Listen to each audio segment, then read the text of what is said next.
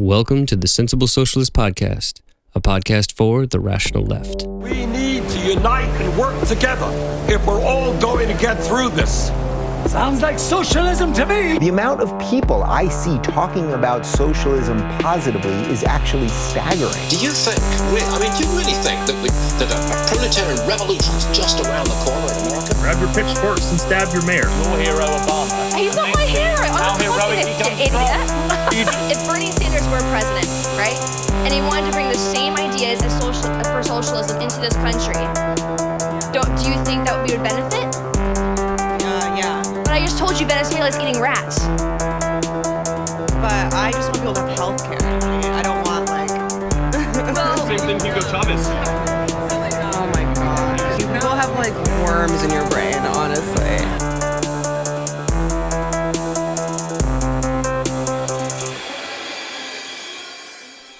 Welcome to the Sensible Socialist Podcast. I'm your host, Kevin Gustafson.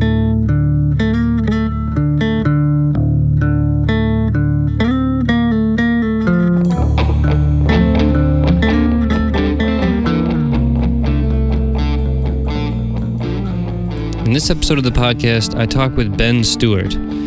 Ben reached out to me, sent me an email, and gave me a little bit of a background about who he was and that he was listening to the podcast and he was enjoying it.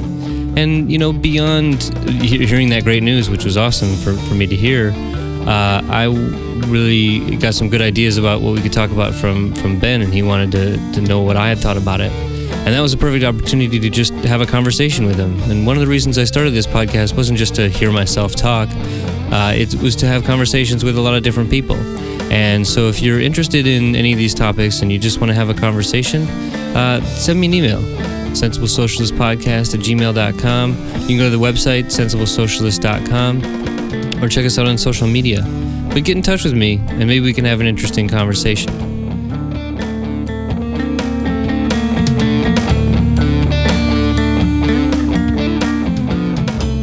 Ben reached out to me because of his experiences on different farms in Africa, and he wanted to talk about the sort of agricultural questions and the role of capitalism in what it's done to Africa.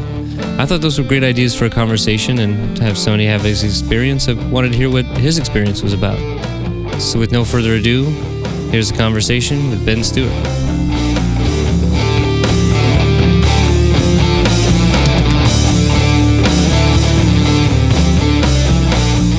I am here with Ben Stewart. Ben, thanks for being on the Sensible Socialist Podcast. Absolutely happy to be here. All right, so we were just talking, but before we started, that one of the reasons I wanted to start this podcast was to be able to connect with people all over the world and different kinds of people, and not just people who had published books or articles, but real people who had real experiences, who through those experiences have come to a leftist or Marxist perspective. And one of the things that really is awesome about this podcast is hearing from people. People just send me emails and I get to talk to them. And one of the people that I got to talk to was Ben. And Ben sent me an email that was pretty long, but that's all right with me. I read all this kind of stuff, so it was cool with me. But it was really informative and interesting, and I thought that he had a good idea about something to talk about. But I thought he was maybe more capable of talking about it even than I am, and so I wanted to have Ben on the podcast. So Ben, as a way of introduction, why don't you just give a little bit of a background in terms of who you are and how you came to socialist ideas? Sure, absolutely. So I'm 27 years old. I'm from Washington, D.C. Right now, I'm a graduate student in France, and I study agroecology. So it's basically I study sustainable agriculture and how we can make sustainable agriculture more profitable and more ubiquitous. And so right now, I'm currently on exchange, and I'm studying in Norway. And so coming up, I grew up middle class. I never really wanted for anything. My parents worked their asses off to provide me with a great life. My dad worked his way up and built his own company.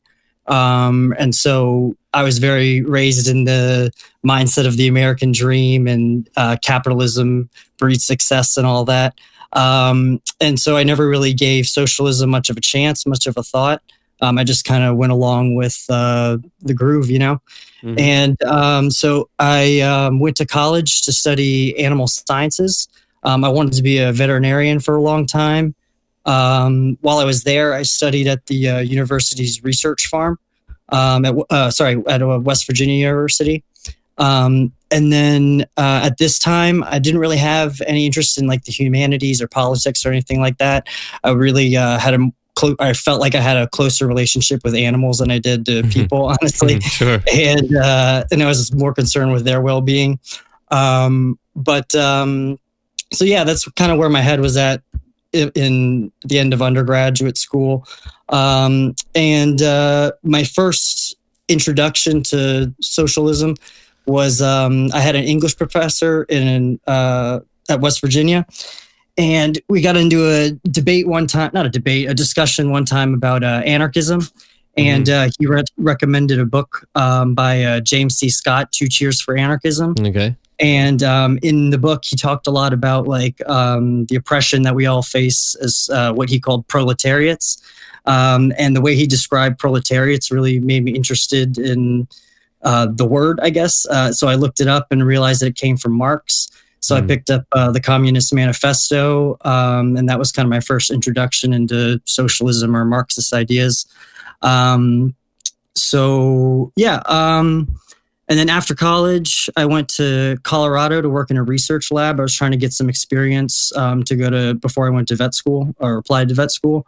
But when I was there, I really just hated what I was doing. So I started to read about the world more, politics, history, and world affairs. And I got really interested in world affairs. And so I started to develop all these ideas about how the world works, how it could work. But I realized I didn't have any kind of experience with that. So I started to get more interested in traveling. I wanted to see the world that I was reading about. And so I had a buddy who was doing the Peace Corps in Swaziland. It's now called Eswatini. They changed their name. But so he was doing Peace Corps there. So me and another buddy from high school decided to go visit him. So we flew out to Africa, and that's kind of where the story changes a little bit. All right. But yeah, that's kind of my background. But yeah. Yeah. Okay. So you, it was in some ways by chance that you had an English professor who introduced you to the ideas, and then beyond the Communist Manifesto and stuff, did you read other things, and did you sort of consider yourself already a socialist, or how did you? No, not at all. Okay. So I found like I really agreed with what Marx was saying in the manifesto. And it really resonated with me. But I think I was still stuck in the same mindset, just the Stockholm syndrome of the U.S. and the Cold War propaganda, communism is evil and all that. So, and, at the time, I was still looking at going to vet school, and I wanted the big house and the car and the money, and you know what I mean? So I wasn't really in that mindset. It wasn't till my trip to Africa that I really started to see the need. So the original intent of going on the trip to Africa was basically just to visit a buddy who was there because of the Peace Corps, right? That, but I also, like I said, I had been reading a lot when I was so bored in Colorado. And not bored with Colorado, but bored with the stuff I was doing there. So I just, after all my reading, I just felt like I needed to see the world. Felt like I needed to get outside of America and just, it's a bubble there, Yeah. Well, the interesting thing is, I would include myself in this, but a lot of times the first place that most Americans will go overseas, will usually be to Europe. So was it your first time abroad going to Africa? No. So I had actually, when I was a kid, I didn't really appreciate it because I was young, but I did go to Europe. And so I went to Italy, Switzerland, Austria. And so I did that trip. But other than that, no, the Caribbean.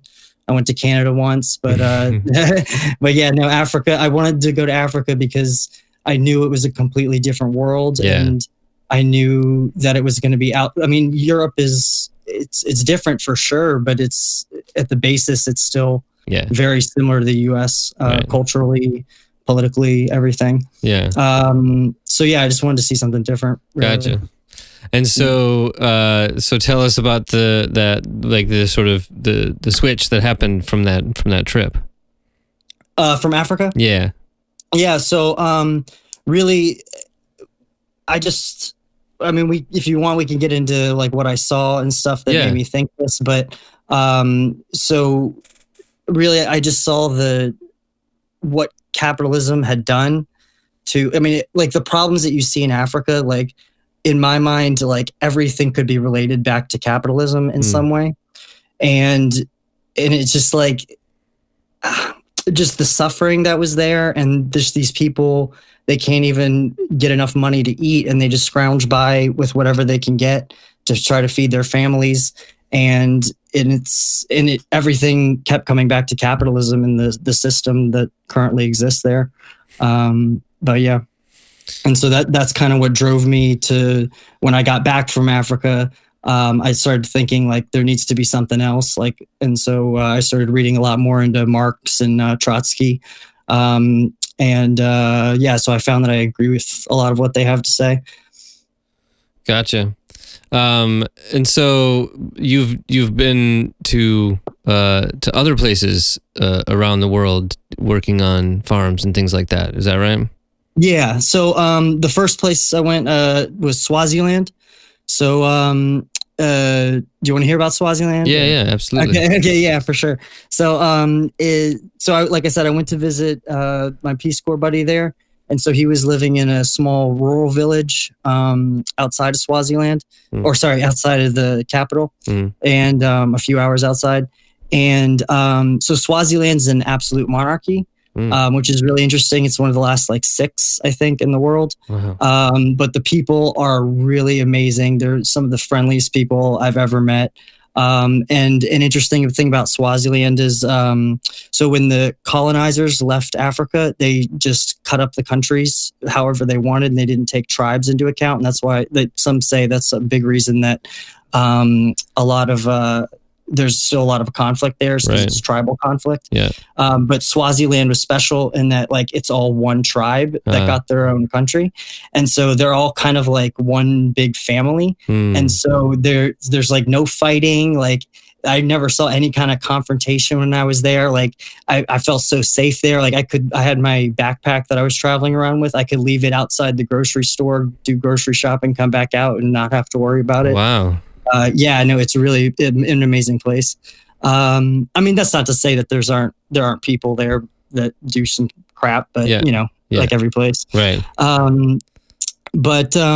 So we stayed with my buddy at his village. So the family he was staying with had a compound kind of. They all live in these compounds with a bunch of little houses on their property. Mm-hmm. So they had a little hut for him. There was no water or power in the village. And so that was my first experience with something like that. Yeah. They didn't have any running water, and the only water source that they had was a local river that you had to hike down a hill to.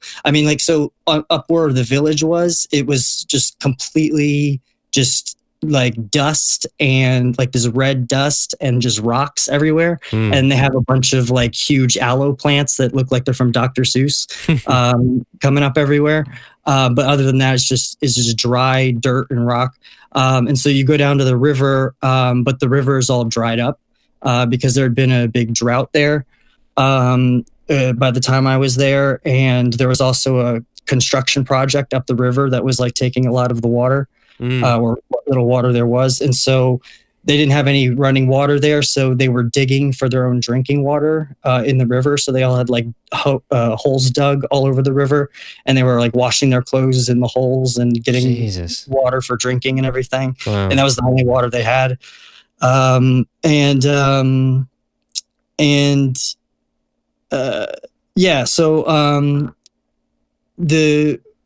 the riverbed, the year before I got there, when my friend first got there, he said the river was up to his knees, but because the drought had been so bad, I mean, and I'll talk a little bit about climate change later, but the droughts there are getting way worse. I'm sure you've heard about the droughts in South Africa, where they had those huge water crisis. Yeah. But yeah, the drought down there is just terrible, and so the water just completely dried up in the river. But yeah, but the father of the family, we called him Babe. I got to talk about him because he was probably the most inspirational man I've ever met. All right. He was called, I forget the word in Siswati, but the brain of the community. Okay. And so the community is run by the village elders, but there's one elected member who's him, the brain. And so, he's the only elected member of the leadership. And everything that he did was to try to better his community and his people. He talked a lot about like wanting to bring democracy to Swaziland and everything, and raising everybody up and working together and stuff. I mean, he definitely wanted to take care of his family and make money, but he wanted, and that's part of the reason he invited a Peace Corps volunteer there, is because he wanted some, he just wanted to do something good for his people. Yeah. And he was one of like 5 brothers and sisters, and he spent his life working in South Africa so that he could pay for his siblings to all go to school. And then, so everything that he was a very intelligent man, very curious, and everything that he knew, he learned just from reading books and learning on his own. Wow. And just while he was working in South Africa. And one interesting story that he told us, or comment he made, we were all outside looking at the stars one night, and he was talking about when the Americans went to the moon, and he was talking about, I don't know, I don't want to say it made me patriotic, but it like, so he talked about when he was watching that the Americans went to the moon, and how just inspirational it was, and how like it just blew his mind that somebody, like a country, could pull together and do that kind of thing. And because you got to remember, like in Swaziland, like they don't, the way their education system is, they don't teach science. So, I mean, the way my friend who was living there put it was like, they just think of the moon as like a rock that God put there. They don't really understand the concept of like other planets or at least in this village, of like other planets and like other countries, even sometimes. Like we showed them Star Wars. Like we had my iPad, and so I had downloaded Star Wars before we got there. And so like the kids that were in his family that my friend was staying with, like I said, we showed them Star Wars, and we got to the part where they're flying into Coruscant, the city that's like the whole planet is a city. And they asked if it was America, because they just don't have that concept of, and like they enjoyed the action and everything, but they didn't really understand that they were moving from different planets and stuff like that. And so like, so coming from a culture like that to saying that like somebody went up there to that moon, like that's pretty scrazy, Right. So yeah, no, it was just, it was an interesting little side note, but so Swaziland also, like the sugar cane plantations are really big there. And a lot of the workers, they make like 50 Rand a day, which is like $3 a day, something like that. And then they pay rent and live and work all on the same like sugarcane plantation. So they have to pay rent to the company for which they work. And that comes out of their 50 Rand a day. And so it's kind of like the old coal mining towns in the US, where they had the communities. And then, so a thing about Swaziland, pulling it back to Marxism.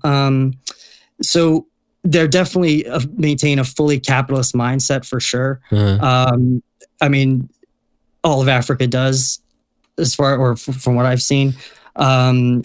They do have certain aspects though that do seem a little conducive to Marxist ideals.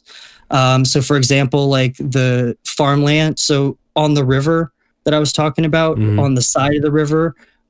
Each family had a plot of land, or not each family, but the families who wanted it had a plot of land where they could grow their own food. That's when I was working on Babe's farm for a little while, and so all the food that they grow is for themselves, their families. And then Babe, for example, had a really big garden, so he would give a lot of his food to people who couldn't work and things like that. And so there was a lot of sharing of labor. I mean, they helped each other out with the farms, and so there was a lot of sharing of labor and products and everything. But also the land that they farmed on the side of the river was owned technically by the tribe, and so the tribal elders had to basically rent the land to each family. So it was like there was no like privately owned land there. And then and like I said, there was just a sense of kind of like we're all in this together. Like they definitely are in it, or they want to do what they can to make their own lives best, for sure. But they do things like, for example, they all, like I told you, that their family compounds or whatever, they just have like a bunch of huts on their property. And so and the funny thing though is that a lot of these buildings are like half finished, or like not even half finished. And so they start to build stuff and then don't finish it or something like that. And so I asked my friend why that happens. And he said, because if they have any disposable income, then their family will come and be like, okay, like you have extra money, you need to share. And it's kind of expected that they share, like it's kind of like a community, like you share with your family, you share with your community and stuff. Yeah. But the consequences of that is they don't want to give their money away. So they just start building something as soon as they get the money, and then they can't finish it because they run out of money. But yeah. What's interesting about like what you kind of said, I mean, it seems to me that the village that you were at and the farms that you were working on there were like quite contrastable with the sugar plantations. Absolutely, And there's another, what is it, like palm oil? Is another big thing.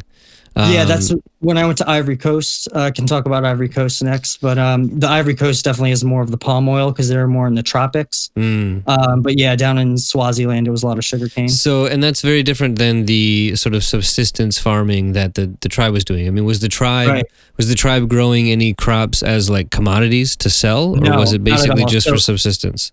No, and it wasn't actually the tribe growing them. The tribe owned the land, and then the families came and were allowed to grow on their land. They basically rented or leased the land. Gotcha. I don't think they paid any money for it. I'm pretty sure they don't. So they just kind of lease the land, and then they grow the food for their family, because those farms are more just about survival, because they can't afford food, because most of these people live on most of the households make less than $1 a day, not just the people.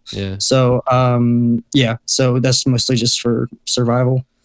And you said it's a few hours away from, is it a few hours away from the next largest city? I mean, I'm surprised. I'm not surprised, I guess, but I am curious that like a place like that the infrastructure has not been, built. Infrastructure is a tricky thing in Africa. It's in certain places, they have like at least power lines, but I mean, outside the capital, there's no kind of sewer system or anything like that. I mean, the roads, I mean, I'll talk about the roads in Ivory Coast, but like in Ivory Coast, they overload their trucks. And so the trucks are always like falling over on the road. And so you'll be driving down the road and you'll just see like a big truck coming out of the ditch, And, but what happens is they drop on the road, and then they create these huge potholes in the road that are like a foot deep. Jesus. But there's so many of them. So you'll be driving down the road at 70 miles an hour and just like be swerving into the other lane of traffic just to get around these potholes. And you're like constantly just, just trying to dodge these potholes. It's nuts. But so infrastructure, and I'll talk about a little bit about the corruption later too, but like the corruption takes up all the money, and there's just no money left to do infrastructure. Mm-hmm. So that is very different, and like so like how much of the values that you saw in terms of the smaller community, in terms of the solidarity amongst the people, and the sort of natural feeling of coming together, as compared to the workers on the sugar plantation, because I imagine that the conditions of their life are very different living on the plantation as compared to living, even in a village without electricity, say. My guess is the plantation has electricity, but they do.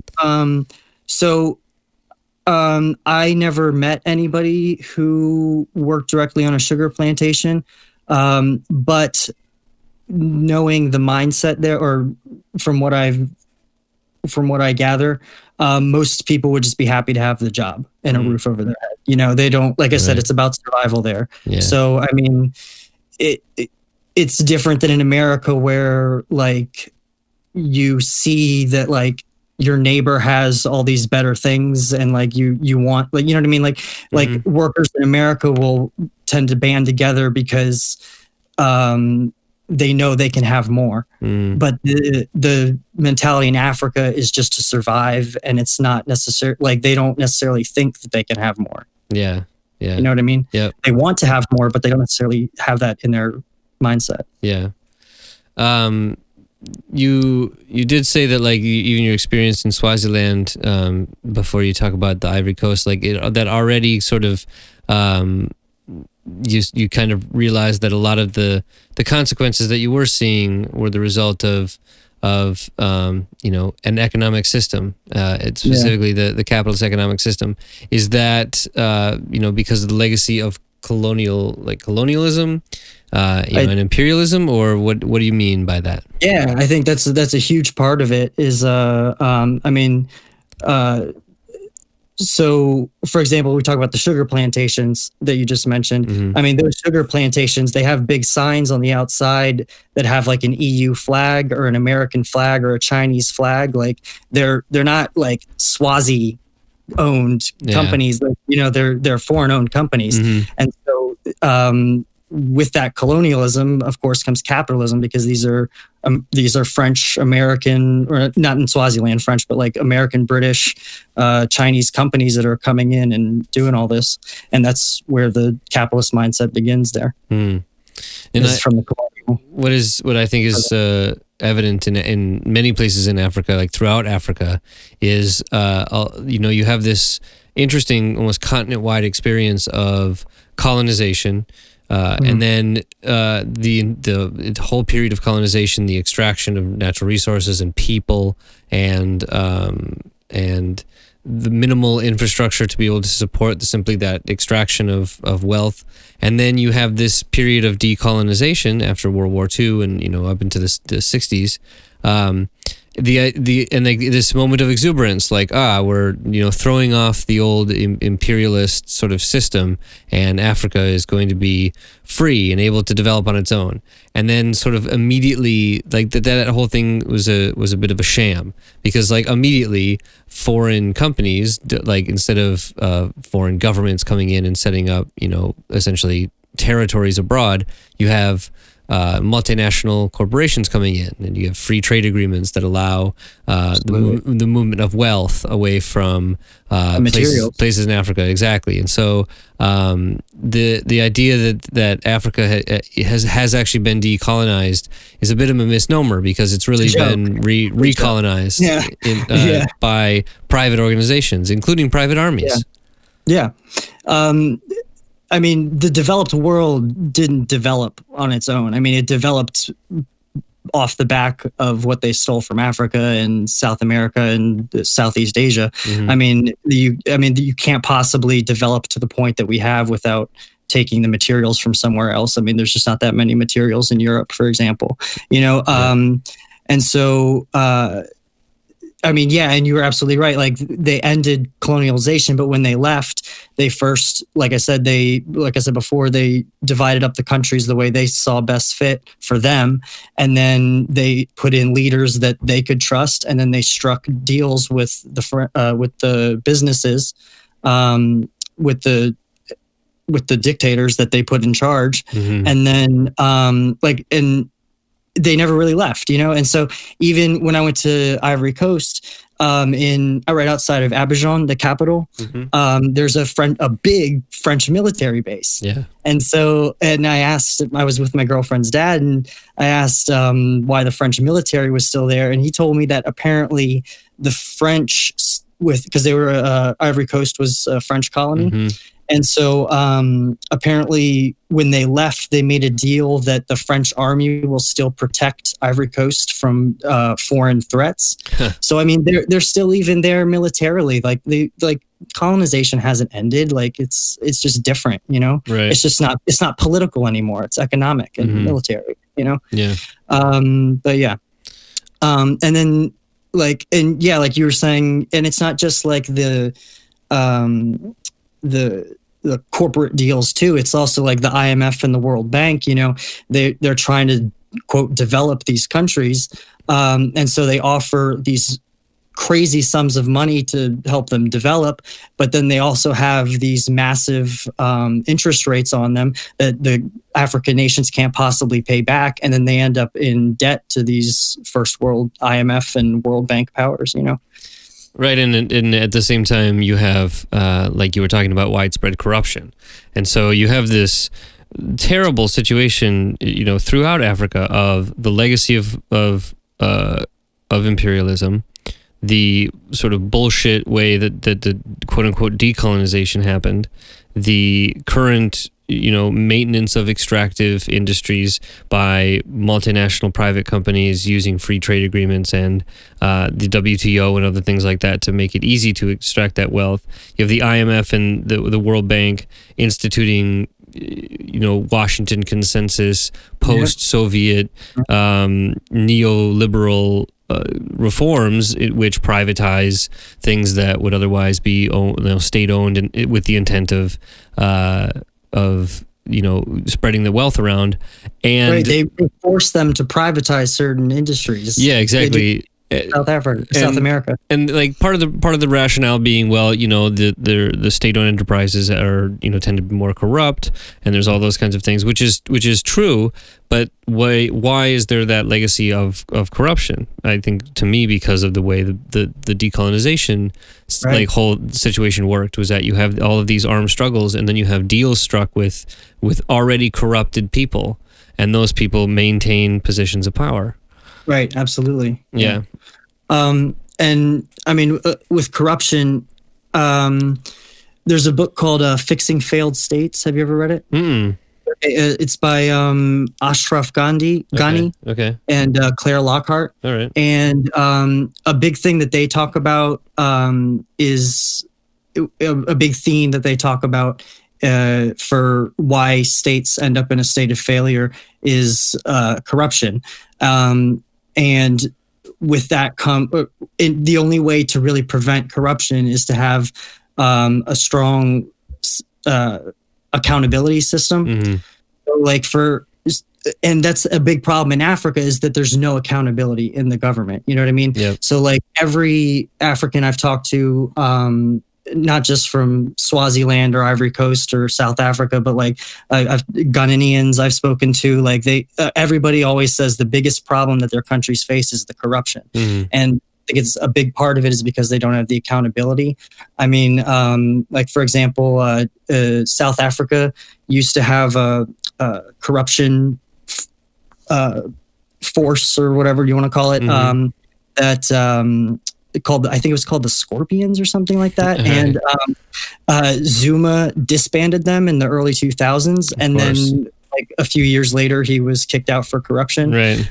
And even in the US, though, I mean, like the FBI, half of their job used to be to fight political corruption. But after 9/11, Bush changed their mandate, so they don't do that anymore. And we've seen corruption go through the roof in the US. So, I mean, if you don't have a good system of accountability to hold people to a higher standard, then it's natural almost it's human nature in a sense, I think, to take advantage of the system where you can. Yeah, and I think if you know to pull it back even farther and kind of take the big look at it, if you see from the sort of Marxist perspective, the state being basically the apparatus that supports the maintenance of the domination of one class over another class, the corruption and the state in the state apparatus is almost like should be expected, because the whole point is that it's supposed to be serving the interests of the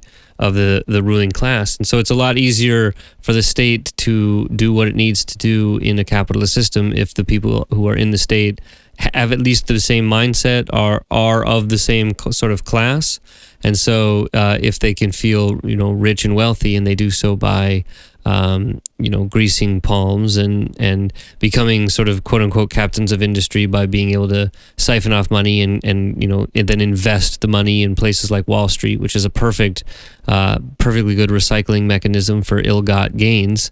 You have the state is able to function exactly as it's supposed to, which is to yes, it might be corrupt, but it's serving the interests of business and the ruling class. And so who ultimately cares? It's the corruption in Africa is really good for the companies that do business there, because they can grease palms and continue on extracting.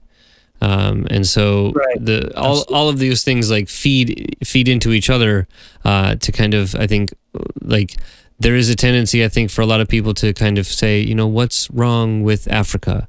And there is a whole narrative that, that goes back a long ways in terms of at least American thinking about their just not being capable or ready or, inferior in some ways, and not able to maintain a civilized country like the United States, as if the United States is not awash with corruption from the very beginning. But that being said, the analysis that you can come at from that sort of Marxist perspective makes it a bit less, let's say, nefarious or dubious, because otherwise you get into these weird ideas of race theory and other kinds of terrible ideas that find no justification in any kind of legitimate science.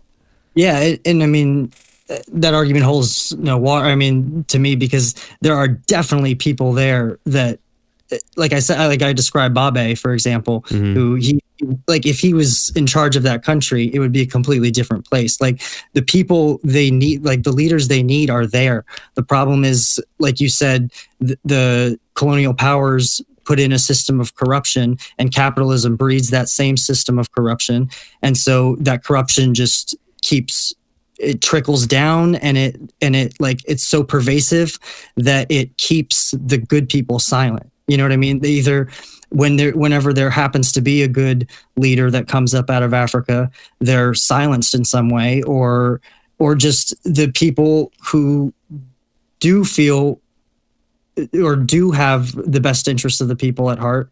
Like, for example, Babe, he just never had the opportunity to rise up in order to make something or to do something with his government or something like that. You know what I mean? Mm-hmm. So, I mean, I think corruption breeds corruption, and there's definitely those great leaders and great thinkers there. They're just silenced a lot, or they're not given the opportunity to rise. Yeah. So I want to hear about your experience in Ivory Coast. So how do we get from Swaziland to Ivory Coast? So after Swaziland, me and my buddy got a car, and so we drove through South Africa for a month. And so while I was in South Africa, it was Johannesburg. I met my current girlfriend.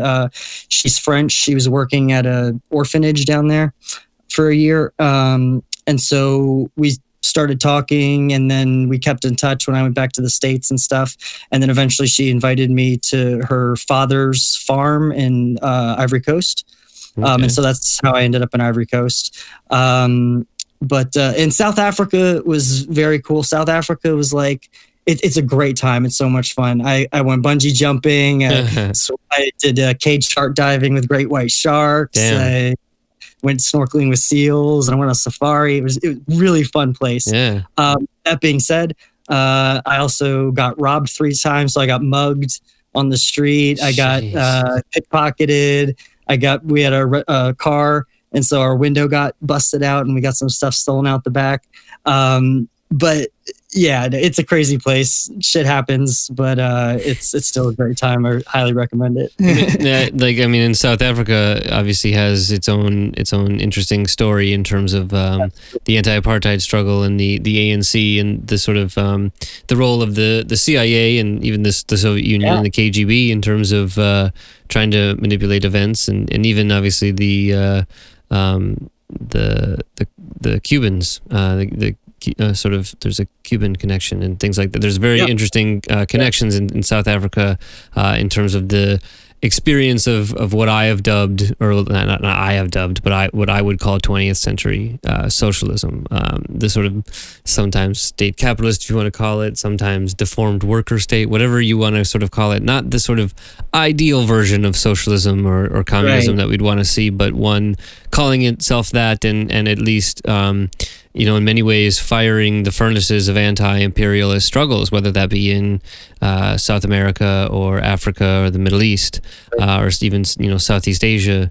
And so not to, I guess, knock the tradition that sort of had, but not necessarily the kind of results, I guess, and especially in the sort of ANC government. You have somebody in Nelson Mandela, who represents a very interesting figure in terms of the actual tactics that Nelson Mandela and the ANC engaged in terms of the anti-apartheid struggle, the gigantic struggle that they were engaged in, but the ultimate government that they ran and in some ways still run.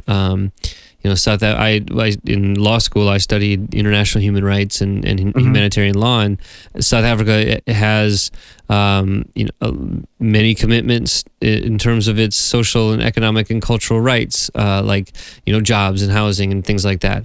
But they're often studied for their great jurisprudence in terms of cases, but their abysmal ability to meet their obligations, which are fairly minimal obligations in terms of international human rights law. And so at the same time, you have a country with massive wealth in terms of what's in the ground and the sort of labor power that exists in South Africa. And so even though it's in the hands of a few people, right? Exactly, and that's the sort of the issue. And one of the frustrating things about learning about the South African sort of issue with the fulfillment of human rights obligations is that many of the so-called second generation human rights, the right to a house, the right to food, the right to economic rights, are generally seen as something that you can quote unquote progressively realize. And so you don't those aren't necessarily obligations that you have right now, because it might be really hard to do. And because it might be really hard to do, given the massive inequality and the wealth distribution which relates to a power distribution, you kind of get off the hook, because South Africa, everybody wags their finger and says, "Oh, you should do better." But it's really hard to take money from rich people, isn't it? Which is always an excuse I've never particularly liked to hear, but that's what they'll say. Yeah, absolutely. So your experience in Ivory Coast, how did that compare to your experience in Swaziland? Yeah, so Ivory Coast, it has many of the same fundamental hardships as South Africa and Swaziland. But the issues have manifested in different ways. So like in South Africa, the problem is more like petty crime. In Swaziland, it was more poverty. I mean, there's a lot of poverty everywhere, all of them. But but then Ivory Coast, the problem was war. Yeah. So like it was the first. I remember we were flying into the capital, and at the airport they had the like UN trucks, like the UN peacekeeping trucks, and it was the first place I'd been that had like UN peacekeepers, and so because they were just recovering from like a civil war that happened a few years, like I think 10 years ago or something like that. Yeah. But it was a really bad civil war. And like the army, like a few weeks before I got there, the army was like protesting in the street because they weren't being paid. So the problem there is war, and like there's still like, for example, there was a national park that was a UNESCO World Heritage Site that my girlfriend and I wanted to go see. And so we called the embassy, or the French embassy, to try to get, like, because her father had heard that it wasn't exactly safe at the time. Mm-hmm. And so we called the embassy to get some security information, and they said, oh, no, you can't go there. Because apparently the rebels had like taken control of the forest. And they were like holed up there, and they were like using it for like a base of operations. So like, it's very different moving from like the petty crime of South Africa, just getting your pocket picked, to like worrying about like terrorists and rebels and war. It's a very different situation. So another big thing with the Ivory Coast that I noticed was the farming. So like most of the farms in Ivory Coast, they've clear cut the jungle to make these massive palm oil and cocoa plantations, because it's the highest producer of cocoa in the world. And all this cocoa and palm oil immediately gets shipped out to the first world countries. And so these people are literally starving, and they have all this perfectly good land. And instead of growing fruits and vegetables to feed themselves, they are busy working for a corporate farm and having all of their products of their labor being sent away to another land, Mm-hmm. So that really like stuck with me. And kind of drove me to the school that I'm at now, is just the monoculture and the corporate agriculture, or the agribusiness model that is just pervasive not only in the US but in the world. Mm-hmm. So in like they do have like a big fishing culture there, so they eat a lot of fish, but like even the fish gets sent away to like the resorts where the white people are, or where the diaspora are, and or the first world. And then the fish that the people eat, like you go to their markets, their open air markets, and they have fish there that's literally rotting on the table, and it has maggots in it, and they buy it to eat because that's what they can afford to eat. Like they have all this great fish that comes in off the ocean every day, but they can't have any of it because it's not for them, even though it's theirs. It's crazy. And also a big thing with the Ivory Coast was the police. So you're all like, when you go in and out of a village or a city, or just sometimes randomly on the road, they have these police checkpoints where there's two cops, and they're usually just sitting in a chair on the side of the road, and they have this big like metal pipe with wheels on it, and then it's got a bunch of spikes going up so that you can't drive over it. And so they block the road with it and use it as like a toll booth. And so they come up to you and they ask you for a bribe, and then so you give them a few CFA, and then you can go. But the issue is we were two white people. And unfortunately, this is a big thing about being white in Africa, is things like this kind of happen. So like they see that you're white, and so they'll always pull us over because they know we'll have money for a bribe, or they think we have money for a bribe. And so it happens. Like you just kind of roll with it. But like after it happens, you're driving for 2 hours and you get stopped 10 times to ask for bribes. It kind of gets annoying. Yeah. So like, there got a point where my girlfriend was just like sick of it, and she starts like yelling at these guys and everything. And I get a little nuts at a point. But yeah, so even the cops, man, it's because they're just trying to survive too. Like I said, everybody's just trying to survive there. So like the cops don't get paid, and so like they get paid shit. And if they do get paid, they get paid shit, and they often don't get paid when they're supposed to. You know what I mean? Yeah. So they got to get money somehow. I mean, they have to put food on the table too. Exactly. Yeah. And when I was talking before about how or you were talking before about how the colonial powers installed this system of corruption, and that system trickles down. The reason the cops are corrupt is because their bosses are corrupt and their bosses are corrupt. Like you have my girlfriend's dad knows this military general in Ivory Coast, and he's a military general, and he's got like a parking lot full of like Ferraris and Mustangs and like all these different cars, and it's like, you're a general, you're an army general, what's going on here? And so but that all trickles down from the top, and the fact that there's no accountability. It rots the whole rest of the country. I mean, there's just there's no culture of responsibility or internal solidarity. Everyone, it's hyper individualistic. It does fit very much into the sort of ideology of the like liberal bourgeois capitalism, in the sense that like you're on your own. Whatever you got to do to survive, that's what's going to make it work. And there's all kinds of arguments about how corruption, a little bit of corruption isn't bad because it gets things done. And it's like, well, a little bit of corruption usually never stays a little bit of corruption. It has a tendency to run away from itself. My wife's from India, and I've been to India a few times and studied the corruption and the anti-corruption struggles and things like that. And there's just not the will to do it, because the entire, like you said, the entire tree is rotten. From the fruit to the roots, it's all the way down.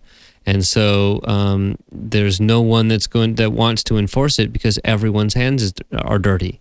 It's going to take a whole new group of people who don't have their hands dirty to be able to genuinely cleanse the sort of corruption that we see all across the world, like everywhere. From major corruption scandals in Brazil that maybe dubiously get rid of somebody like Lula da Silva, but to massive mining scandals in Australia, and certainly major corruption issues in China. Speaking of China, I do wonder, you did talk about seeing Chinese flags outside of some farms and stuff like that. What the role that China is playing in the neo-colonial takeover of Africa is sort of interesting. It doesn't seem to be the same as the sort of Western neo-colonialism, and then yet again it does. I would make the argument that they're doing the same thing that the colonial powers are doing. Yeah. You might say they're doing it better. Because they're everywhere there. They're pervasive, and so they come in and they build factories or ports or train station, because of the Belt and Road Initiative. So, they're basically doing the same thing that the IMF and the World Bank does. They're just doing it for Chinese companies. And then, so the Chinese companies get in there and they don't even hire African workers. They usually bring in workers from China. Amazing. And the workers from China live in the factory property, and they don't really interact with many of the Africans very often. And they're kind of in their own world. They just have a factory in Africa. It's like a little China in Africa. Crazy. And also with the ports and the train stations and everything, like I said, they do the same thing that the IMF and the World Bank does, and they build these ports.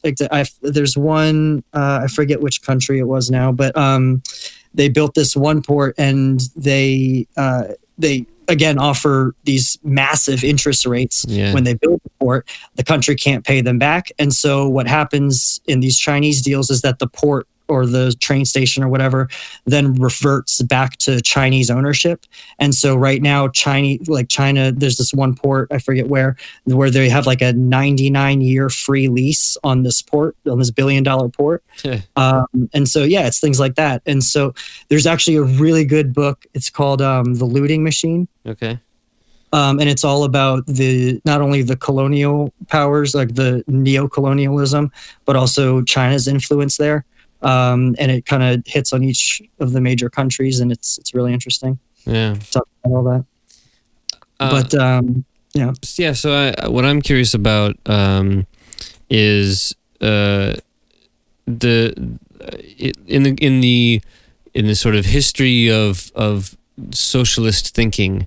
There's always been the socialist thinking comes at a time when you've had bourgeois revolutions in France and the United States and other places, and there's been the Napoleonic Wars, and there's been the introduction of modern industry, relatively modern industry and modern industry and relationships, the relations of production that come from that.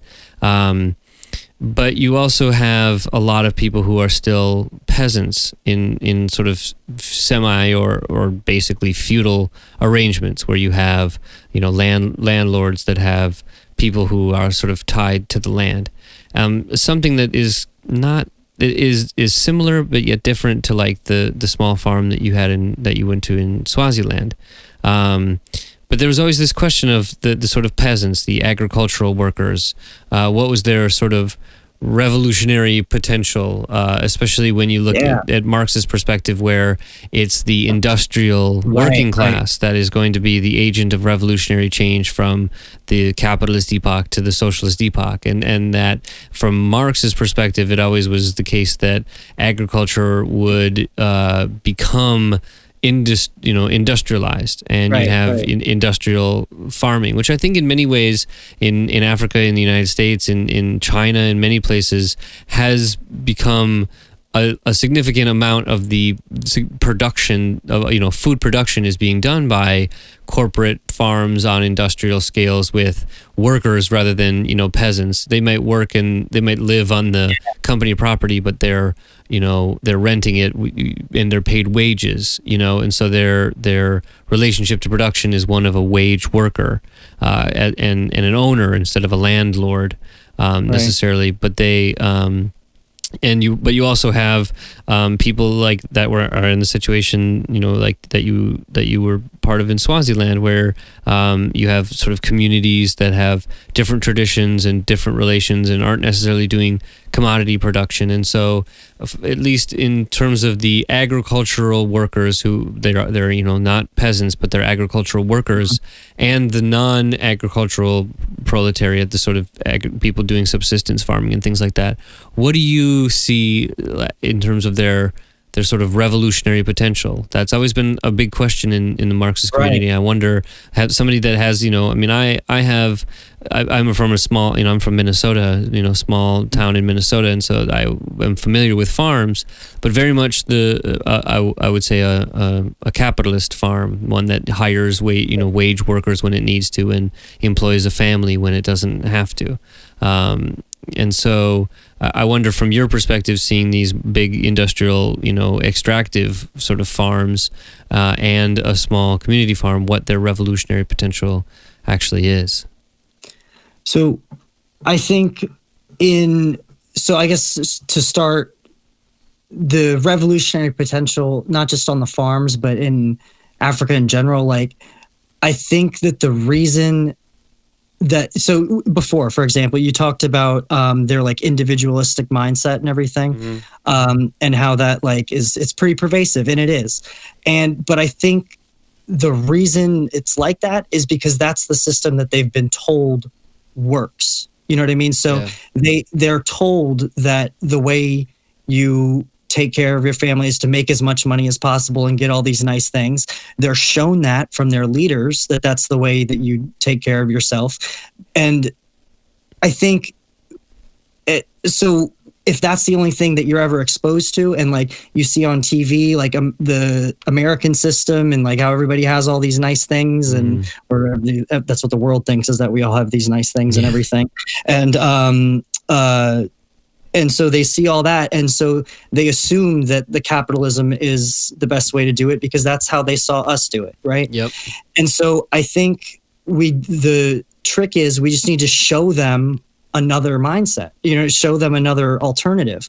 So like a big thing with Marx is like, you're not going to get it in school, like in the US school or like anywhere, like the governments are controlled, most of the governments, especially in Africa, are controlled by the corporations. So they're not going to want to be talking about Marxism or anything like that. Right. So that the people don't get told about that, So it's going to take somebody who can bring the word of Marx or whatever, like show them or like teach them about the system or another system that could work, So, yeah, I think it's a matter of just learning and reading and educating, helping them to learn. Yeah. As far as the agriculture, agriculture in general, Lenin talked a lot about how, the peasants were going to be like the most difficult part of organizing the revolution, because they're usually a little more resistant to authority. And like you said, farmers, so they're some of the more right-wing stuff because they're more individualistically mindset. And so but I think, again, like, you can say the same argument about the US or something. I think it's all about education. I think with Marx in general, it's a very, I read about it, but I still don't really understand it all. It's a very complicated mind. It's a very complicated thing, because it's not just like a political or an economic philosophy. It's it's a whole new way of thinking. Yeah. It's a way of living. You know what I mean? Because and that's why it's so difficult for people to wrap their heads around. I try to talk to people about you don't want private property? What are you talking about? And it's they can't even fathom that, and it's the same situation as in Africa. It's just because they don't understand it, because it takes a lot of time, education, patience, and commitment to really understand what they're trying to get at, Yeah. Yeah. So have you, on that sort of, like you were saying, have you had chance to talk to the interesting thing about Africa, and I think a lot of places, like I was mentioning before, is that the role that socialist or Marxist ideas have played in terms of the historical development in terms of the 20th century was that Marxism was a kind of ideology of anti-imperialism. Right. And that many of the sort of, people's armies and things like that were fighting against the colonial powers before this period of decolonization, made through deal making, and through UN, bribery and corruption, basically. The sort of so there has been there is a cultural memory in Africa, throughout Africa, of the sort of role of Marxism, but because of in some ways the failure of many of those resistance movements to deliver what one would maybe call socialism, I think there's probably a bad taste in a lot of people's mouth for what socialism means in Africa. Have you had chance to talk to people in Africa about socialism, and what ideas do you like? How has any of those conversations gone? So I didn't like I said, I didn't really dive into socialism until I got back from Africa. Gotcha. Okay. The second time, yeah. So I wasn't really in that. I was definitely thinking okay, I need to see what else. You know what I mean? I was curious about something else, but at the time, I wasn't really in that mindset, so I wasn't asking those questions. But my career goals are to go back down there and work. So hopefully, I'll get to pick their brains when I get down there again. So on that, what are your prospects? Like you're in school now in France? Yeah. Well, I'm a student with a French university, but right now I'm in Norway doing on exchange. So I do 6 months here, and then in January I go back to France. So it's a 2-year master's program, and then after that I would like to work for an NGO or something along those lines to help develop sustainable agriculture in Africa. Yeah, that's kind of where my head's at. So I want to touch on, at least I want to be mindful of your time, because you are in Norway, which is like Central European time, right? So that's several hours ahead of me. But I'm a night owl. So. All right. So but I want to talk about one other thing, because I recently found out that going to have a kid, and it's really made me. That's the first time I think I've said it on the podcast. But so gonna have one that we're gonna raise in red diapers, they say. But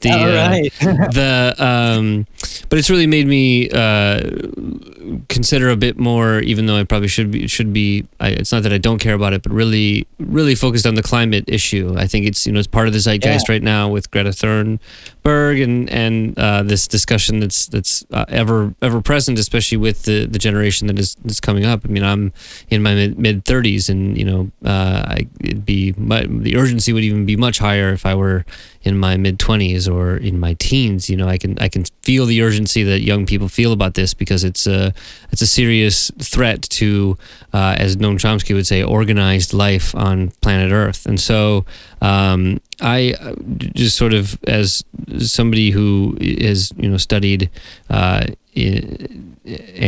been in the field, I guess I would say, how do you see the connection between capitalism and climate change? Okay, so from my perspective, I'm usually thinking in agricultural terms. So that's you get my program's agroecology, so that's kind of what it's all about, is making it more environmentally friendly agriculture. So like the current agriculture system, it's the basis of all the problems that it has currently, I think, are have a direct relation to capitalism. So I mean, even if you go back to the beginning, so modern agriculture, or what we call now conventional agriculture, it was started by or I guess you would say the starting point was when we started using the high strength artificial fertilizers and the pesticides and herbicides, right? And so the reason that happened was because after World War II, we had all these factories that were producing ammonia or nitrogen fixers for bombs, and so they needed to repurpose the factories so they could still make money. So they instead started making fertilizers for agriculture. And so then we get what's called the Green Revolution. I'm sure you've heard of it. So the Green Revolution is really what pushes this new conventional agriculture with all these pesticides, herbicides, and fertilizers, right? And so I guess if we start with, like, first of all, the health risk. And so also at the same time with the fertilizers and chemicals, we're also getting the use or the formation of the GM seeds, so the genetically modified plants. And so with the health, as far as the health risks go, I mean, like the GMOs, like they get a lot of crap for that they'll give you cancer and everything. GMOs themselves will not, because I mean there's nothing about them that can change your cell structure. So it's not the GMO foods themselves, but what the GMO foods allow us to do is, one, use the fertilizers that they're made to use with. And then it also allows you to use a lot harsher and a lot more pesticides and herbicides.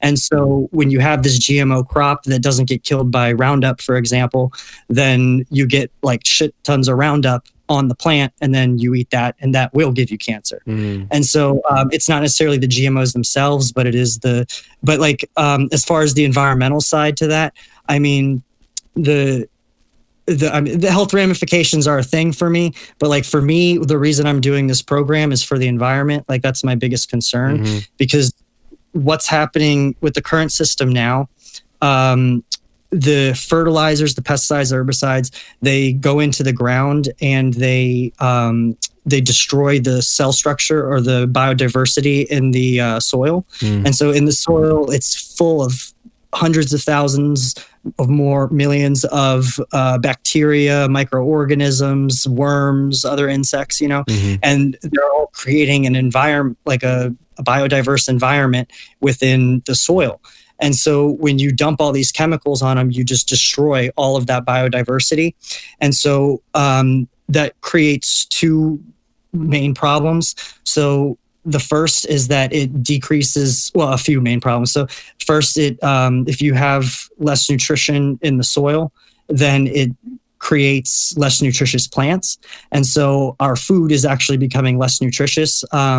There's a book by Vandana Shiva. It's called Who Really Feeds the World? And she talks about how currently the current model, they push for yield per acre, but what they should be producing or what they should be counting by is nutrition per acre. And that goes back to the soil quality and the soil biodiversity, because if you have a more biodiverse soil, then you're going to have a more nutritious plant. And so the other problem is that when we destroy these ecosystems or the soil ecosystems, it decreases the water capture ability of the soil. So when you have heavy rain, for example, the water can't be stored in the soil as well, and so it all runs off directly into the streams, nearby streams. And so, for example, the Midwest. I mean, I'm sure you know from Minnesota, Midwest, and all the flooding that happened last year. Mm-hmm. So I'm not saying that it was caused by this, but it definitely, I don't think, would have been as worse if all of that water was instead captured in the soil. Mm-hmm. And so, and it's been proven that organic agriculture soil has 70% more water capture ability than a conventional field does. And so in the Midwest, it's mostly conventional agriculture. I mean, there's less of water capture ability. Yep. And then you also have to use more water to water your crops. The other thing with the soil health is when you put all these chemicals on them, you decrease the amount of carbon capture ability. So actually 30% of the carbon in the air is actually stored in the soil.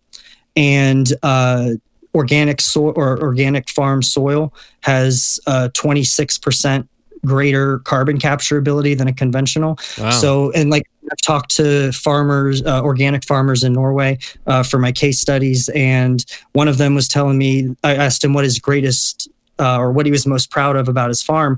And he said, my soil captures more carbon than anything else in the world. So, so he was really proud about his organic soil and its carbon capture ability. So really, like, you have to, it's great if we talk about, like, we got to reduce car emissions, we got to fly less, we got to do all this, but we got to get a handle on the agriculture too. And, because that's a huge pollutant. It's huge. And if you talk about the oceans too, I mean, all these chemicals that we're putting on the ground, they run off into the oceans and they're creating these massive dead zones in the oceans. I'm from the DC area. My family's got a house on the Chesapeake Bay, and the Chesapeake Bay, it's had a huge dead zone in it at the mouth of the Potomac for years now. And I just read a report from the Chesapeake Bay Foundation that was saying it's growing, So we're not only screwing ourselves that way, but we're screwing ourselves in the ocean too, And so, I mean, all of that, of course, is terrible for the environment, but it was all brought about by the fact that these chemical companies are just trying to make a buck, so it just ties back to capitalism again. It just reminds me of the line from the manifesto that that capitalism is like a genie that's been released, and the very people who released it don't know how to put it back together.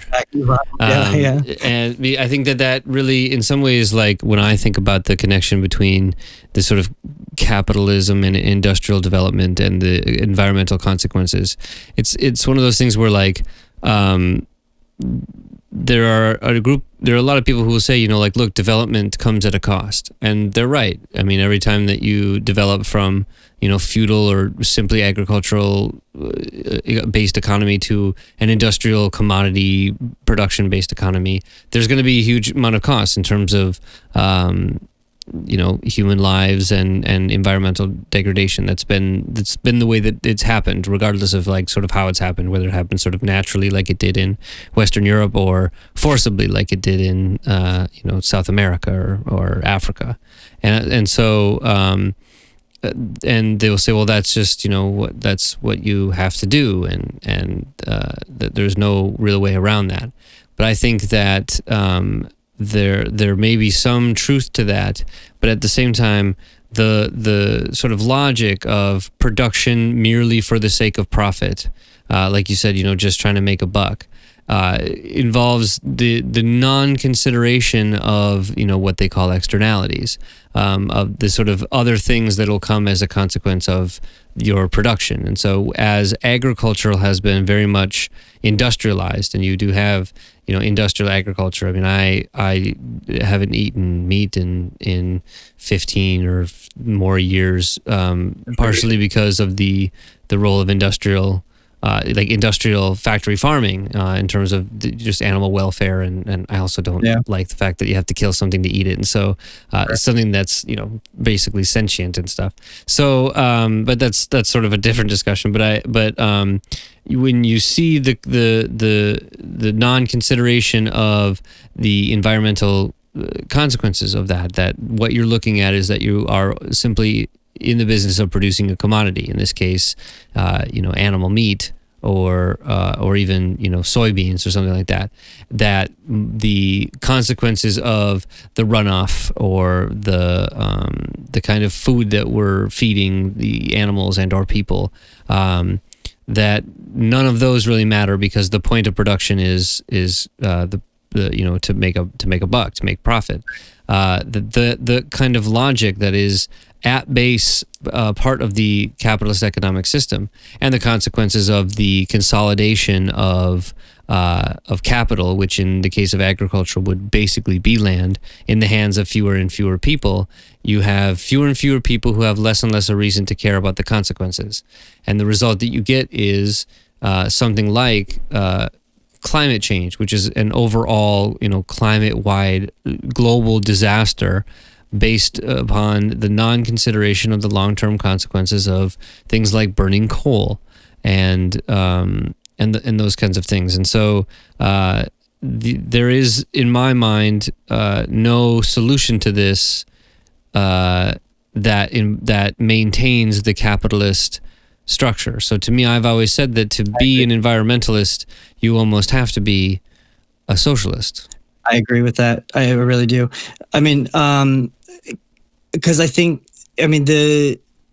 like I said before, capitalism is pervasive in the food industry, the agribusiness model. I mean, that's what it's about. I mean, so the biggest problem in my eyes is that we currently treat food as a commodity.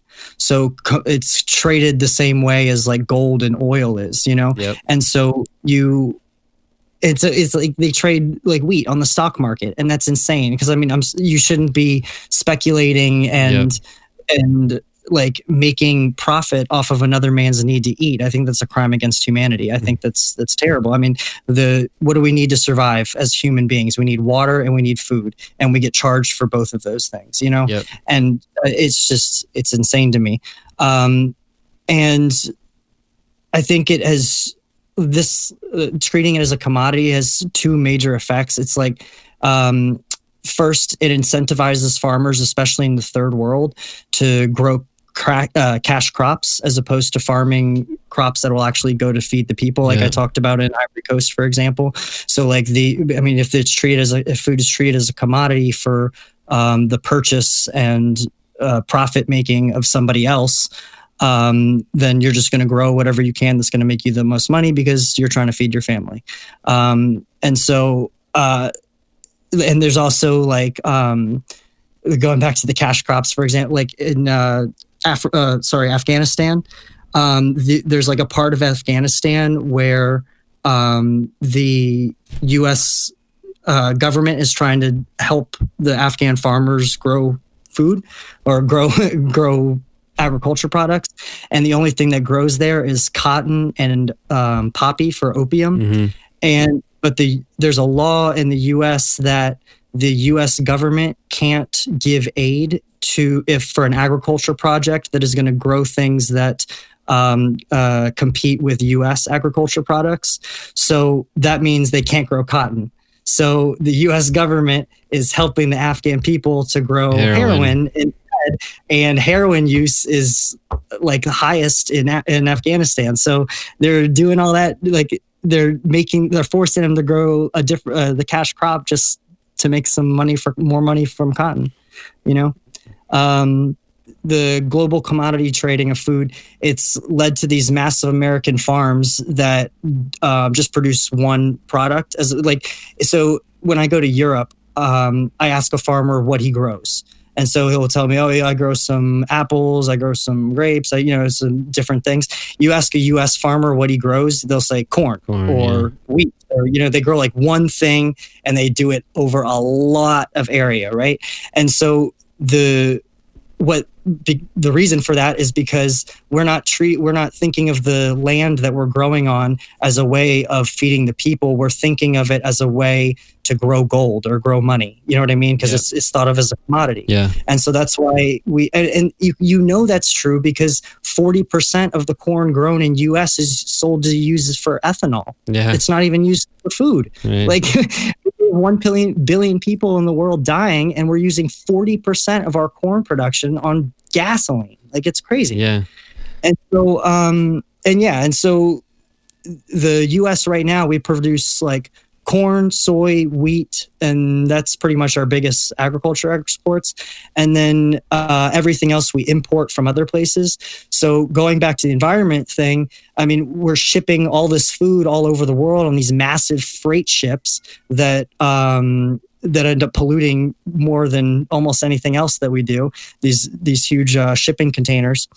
So like in the U.S. grocery stores, we see the food, like most of the produce that we get is from other countries, right? Mm-hmm. So like, and you go to like the store here in Norway, you have like onions from New Zealand and grapes from Israel. And it's like that everywhere in the first world, right? And it's because each country has specialized in growing certain amount of things, and they do massive, like these huge industrial farms of monoculture, and then ship all that food to other countries. And in the process, they're polluting on these massive ships that they're sending. And for example, like in Sweden, they did a study recently where they tracked the miles that an average Swedish breakfast took.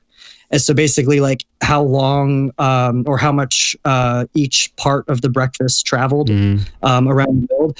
And so the average Swedish breakfast circumnavigates the globe twice. Jesus Christ. That's for one breakfast. So imagine all the CO2 that's being pumped out like to ship like eggs around the world twice, for one breakfast. And so it's all about, and it's just a way that the companies make more money. That's what it's about. Yeah.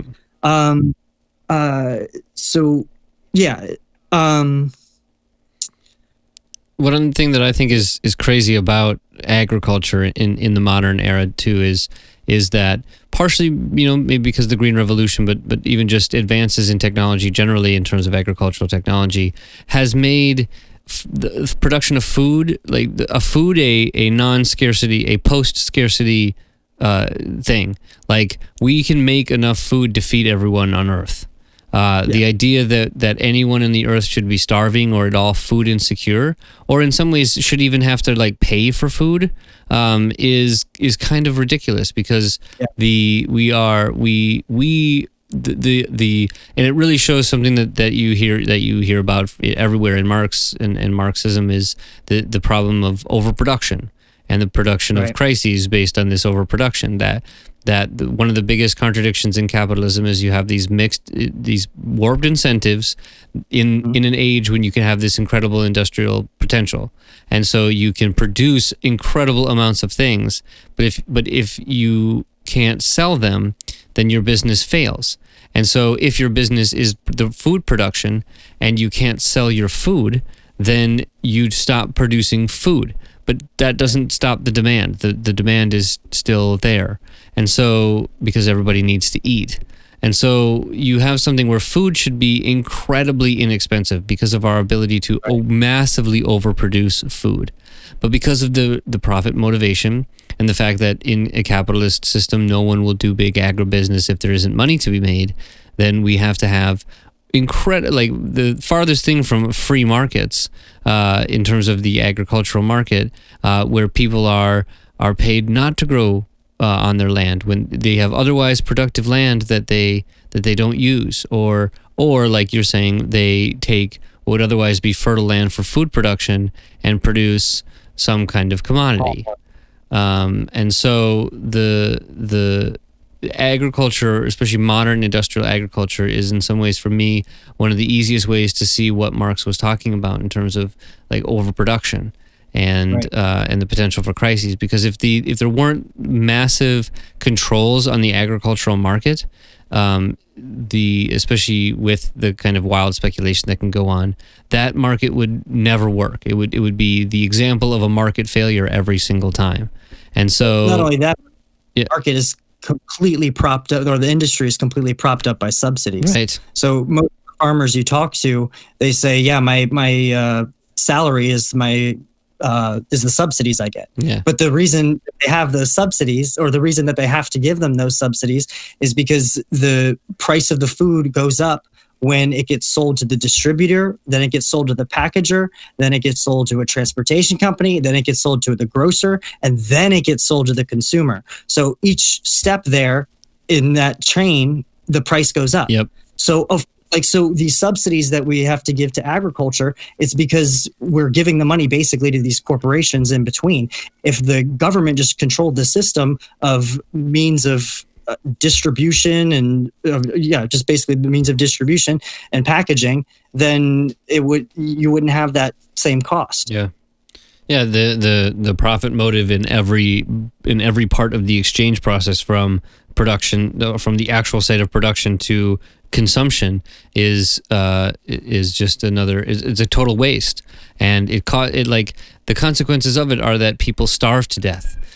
You have a situation. One thing that really, really bothers me is the death tolls for communism, being in the orders of hundreds of millions of people or whatever. But no one ever seems to count all of the people who have died due to starvation, which is something that would be able to be solved, and that isn't, or doesn't, or something like clean drinking water, which is also something that we know how to do. We simply don't have the economic or social will to do it, because they're two competing things. And so it just seems that I would just reiterate that in agriculture, at least, we have nothing but the examples of how capitalism doesn't work, and the consequences of it are is death and starvation. Right. And there are serious consequences that I think the numbers would dwarf any of the victims of quote unquote communism. All right. Well, like I said, I am mindful of your time, and we're getting to like an hour and a half time. But is there anything that we haven't talked about that you wanted to that you kind of wanted to touch upon? Well, I have another part here about what the Marxist, or what the socialist nations have done. Yeah. Well, I'm curious. Maybe we can. I'm down with doing 10 more minutes or something like that. But I like the experience of something, especially like in the Soviet Union, is of interest to me. And I've in some ways I've always said, like, in principle, the idea of a collective farm actually seems like a kind of a great thing. So if I will not claim to be the expert in terms of the collectivization process in the Soviet Union, or what's been done in China in terms of agricultural arrangements. But if I am ready for the education. Well, I'm not going to pretend to be an expert or anything, but I agree that collectivization, it seems like so the main theory is behind communist agriculture, or Marxist-Leninist agriculture. They're the ones who talk the most about it. Agriculture in general is the collectivized farms. But not only that, Marx and Lenin really pushed for large-scale agriculture. Right. They really believed in industrialized agriculture. And one of Marx's acolytes, Karl Kautsky, I think, he talked a lot about how large scale farming is superior and that we need to do large scale. And that's why you end up with these massive collectives where, so it's like thousands of hectares of farmland and a bunch of people, a bunch of agriculture workers live on them in like a commune kind of deal. And then in Mao's China, I think, if I understand correctly, I think he was even trying to get more towards late stage communism, and he was actually giving some like autonomy to these collectives, these communes, and trying to get more into the anarcho-syndicalist thing, I think, and or anarcho-communist thing. But there's some big problems with the large scale agriculture. So, I mean, first of all, with the environmental thing, it's a big thing. So, and usually when you do that large scale, you're also doing monoculture. And we talked about how that can be detrimental. You're not growing food for the people, you're growing food for, so growing food for like as a commodity and for money, that's not just a capitalist thing. Like the Soviet Union or the socialist countries were also doing that, because like the Soviet Russia, for example, they wanted X amount of wheat from China, but wheat doesn't really grow everywhere in China. And so China, to meet the demand of the Soviet Union for the wheat, they were trying to produce wheat in areas of China where the ground and the climate just don't exactly grow it very. You know what I mean? Yep. They should be growing other things. They should be growing food to feed their people first and then work their way up. And if they have extra, they can give it to other people, you know? And so a lot of those kind of issues are still a problem. It's not necessarily that issue, for example, isn't necessarily an economic system. It's more just a large industrial farming situation. The other thing with farms is, like, in my opinion, they're real. You have to think of them as a little ecosystem, right? So like everything that happens on a farm is like, it's all interconnected. Like no part happens alone. It's all about the relationships between other parts. And so because of that, it's always moving. It's a web of relationships, if you want. And so, so because of that, like, you have to treat a farm like a living being almost. Like, so when you have this massive farm, you can't necessarily control everything. You know what I mean? You don't have as much, like, you have the manpower to cultivate, but like, for example, I used to work at a 4,000 acre beef ranch in Colorado, and took soil samples one day, and the soil in different parts of this massive farm the soil was completely different at different parts of the farm. So, you know what I mean? So you have to really take into account the region, and so smaller scale, I think, is better when we're talking about farming, because it gives a person more control over a smaller area, and so one person is in control of the decisions for that one area. But when you have a collectivized farm, in my opinion, I think it's like you can't like micromanage, if you want, you know what I mean? Or it's like it's too much area to control by one system or one entity, you know what I mean? So and people say that, like, we need large scale farming to feed the world, and that's just not true, because right now 70% of the world is fed by small scale farming. So I think we need to it's similar to Marxism in general. We just need to change the way we think about it. And like, I think you could still have a Marxist system in which the land is owned by the state or by the people. But so, for example, in China, they so collectivization really didn't work out too well in most of the countries that implemented it. And I think, like I said, a big reason is because they tried to go too big too fast.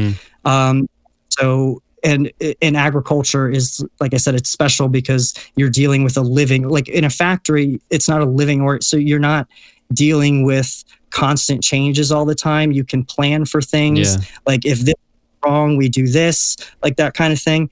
But on a farm, like you kind of need a dictatorship if you want on the farm level, because like decisions need to be made fast, and they need to have a vision. You know what I mean? Mm-hmm. Like a farm needs to have a vision of where it's going. So, because there's so many different moving parts and it's all got to go the same direction. So I think if you just have thousands of people trying to steer the direction of one farm, it's just not going to work out as well. And so like, I think you could still have the same, like state owns the property, or the people own the property. And then you do it. They did in China when they did their reforms, where you do family leases.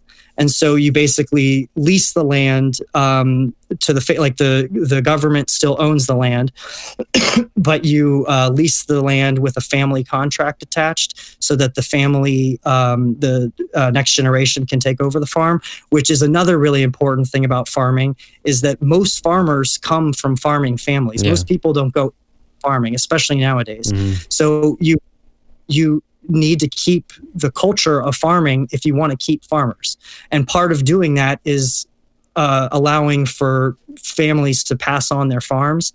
The other thing is, so if you took all these collectivized farms and you instead split them up and gave all those workers control over each individual farm, then they could each have their own autonomy. They can do what they want. They can grow what they want.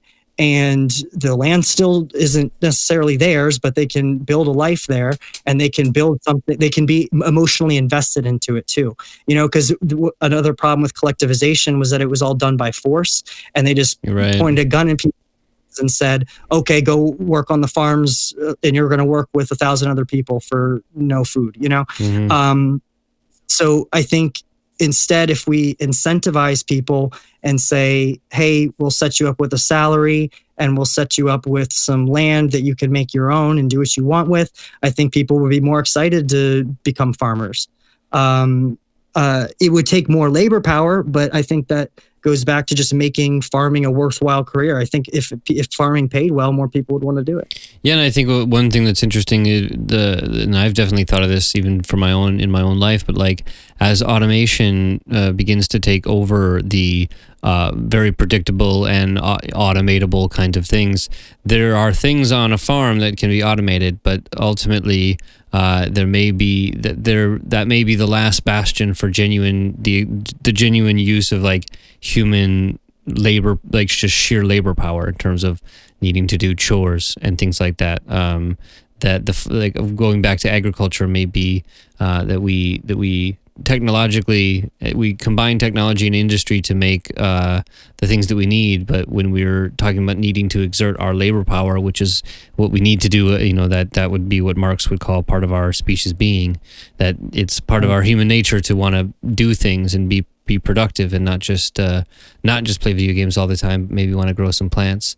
That agriculture may be the retirement plan for everybody, or the post necessary labor in industry kind of thing. And I can see just what if we did like a Peace Corps for farming? You know what I mean? Yeah. Like we did something. We just get more people involved in agriculture, and maybe they want to take a farm at some point. You know what I mean? Yeah. Because I mean, the thing is, if we want to do organic agriculture and not use these pesticides and fertilizers, like if you don't use it is more work. Like organic agriculture, it is more work, and you need more people to do it. And that's part of the problem that we run into when we're trying to help people make the switch from conventional to organic, is that it's a lot more work, and you have to hire more hands, because you can't just spray chemical on the plants in order to kill the weeds. You actually have to have some people go through and dig up some of these weeds. Yeah. And so we do need to do some, if we're going to do smaller scale, like more ecological farming, there is going to have to be a mode of incentivizing people to the rural areas and into agriculture jobs, because we are going to need those people there. The Chinese, Mao Zedong, he did that by forcing everyone to do it. And he ended up with like too many workers on the farms. So there is a balance. Like, I'm not saying everyone has to go work in the fields. Yeah. So it's the breaking point where you just have too many workers. And so, but like part of that also is rural development, because nobody wants to go live and work on a farm in rural Kentucky because there's nothing to do there. You know what I mean? So, I was watching a news report about these kids who were offered a job to teach out in like Oklahoma, and they're just like, I'd love to, but there's just nothing to do in this town. Mm-hmm. And so we need to develop these rural areas so that they're like worthwhile places to live, and so people want to go there. Yeah. Yeah, I mean, I agree with that too, and I think it's interesting. The point you come up with is like, because to me, I think collectivized farms, it's what you need. But when you bring up things like the consequences of that industrial scale farming, I then kind of take a step back and think and go back to a bit of my more anarcho-syndicalist or anarcho sort of communist kind of idea and say, let's we can use industrial implements in other in other parts of the distribution process or something like that, but at least in the production process, small scale farms, people can to me, I love the idea of like a bunch of small farms and then a small city that actually has stuff to do, that where you revitalize small towns and things like that, especially being from an area where there are a lot of small towns. Like if those small towns weren't dead, they'd all be very interesting and some of them are quite quaint, and it'd be nice if they weren't dying, but they are. Yeah, and then that just makes the next generation want to leave, and then we have less farmers, and it's just a cycle, Absolutely. It's not to say we can't have like innovation and some industrialization in the farming. Like mm-hmm. you can still like. Machines are still vital to a farm, like new tilling machines, new weeding machines and everything. Even on a biological farm, that's very important mm-hmm. is the machinery. So, I mean, you could still have innovation and make things more efficient on the production level. It just doesn't like make it an electric tractor, Right. Yeah. My girlfriend's family are organic apple farmers in the south of France, and they're buying an electric tractor right now. Wow. So there's, there's things you can do. It's possible to do, yeah. So, and I don't know, if you're going to have this huge piece of land that's run by 1,000 people at once, why not cut that up and give each person their own piece of land? I feel like they would like that more. I don't know. Yeah. If people want to get together in a large scale, then I not prevent them. But if people want to go small, I understand that. I'd love to have just a small little plot of land where I could grow something. Exactly. And that's the thing. Like we get people excited about, because there's a lot of people who are like, oh, that would be fun to have a farm one day or something like that. Yeah. And you could do that and you could grow food for yourself and sell the rest to your countrymen, Right. Yeah. I do wish more people cared about what happened on farms generally. It's amazing how ignorant, especially you live in a place like DC where, ironically the farms are not that far away, but they do feel far away when you're, in Petworth. For sure. All right, man. Well, I think that was a very interesting conversation. I really appreciate you reaching out to me. Like I said, it's one of the reasons that I want to do this podcast, and it's been an interesting conversation. And you would encourage anyone who's listening to reach out. It doesn't hurt, and I think Ben can attest. I do read my email, so send an email, and we'll get in touch. And Ben, good luck in Norway. Is it already getting cold? It's October. Oh yeah, yeah. And the sun. So when I got here in August, the sun was going down at like 11:30, and just now it's going down at like 6. So yeah, the dark is coming, the cold is coming. Winter is coming. Yeah. When are you going back to France? I'll be back in France. I'm coming back to the States for Christmas, and then I'll be back in France in January. All right. So Well, like I said, I appreciate you talking about it. Good luck with what you're doing, and we'll have to stay in touch. But thanks a lot, man. All right, appreciate it, man. All right.